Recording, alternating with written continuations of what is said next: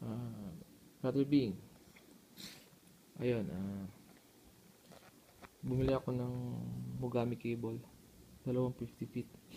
Tatry ko yung single 50 tapos interconnect ng 100 feet. Titinan ko yung speaker natin merong hum or crackling noise. Kung gaano kalinis. Bale, ito yung Mogami. Ito na yung pinaka the best na cable sa pag-research ko. Tapos naka-Neutrik siya, gold tip. Tapos try ko dito sa XLR out. So mixer ko pupunta dito sa TV. Okay, ito 50 feet muna to.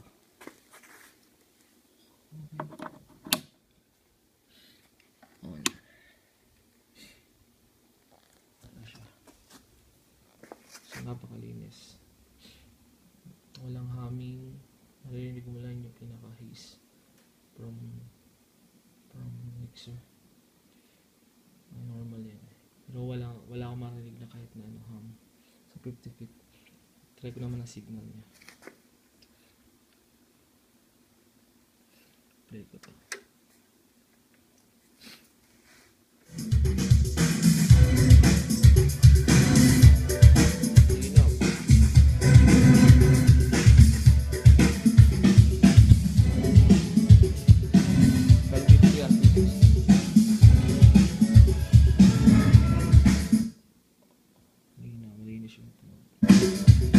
Iba talaga pag magandang kable. Okay. Ngayon naman lagay ko yung 100 feet. Kukunin ko to. Okay.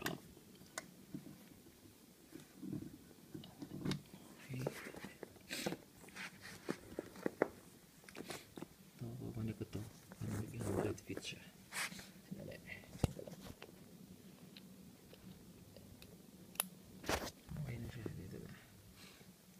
So, 100 feet naman ito. Subukan natin kung pagkakaiba sa sounds. Okay. On na. Okay, ganun pa. Linis. Volume down. Up. Marinig mo lang yung signal. Play ko na.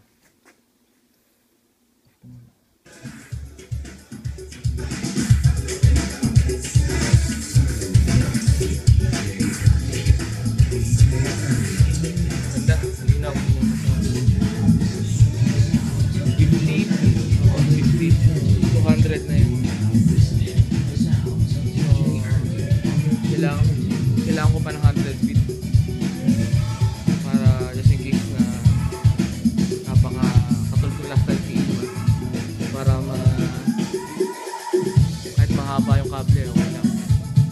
Bumaba ako ng 250 tapos mga tiki 25 feet na lang para ba maputol-putol ng 25, pero puro high-end cable na rin kukunin ko.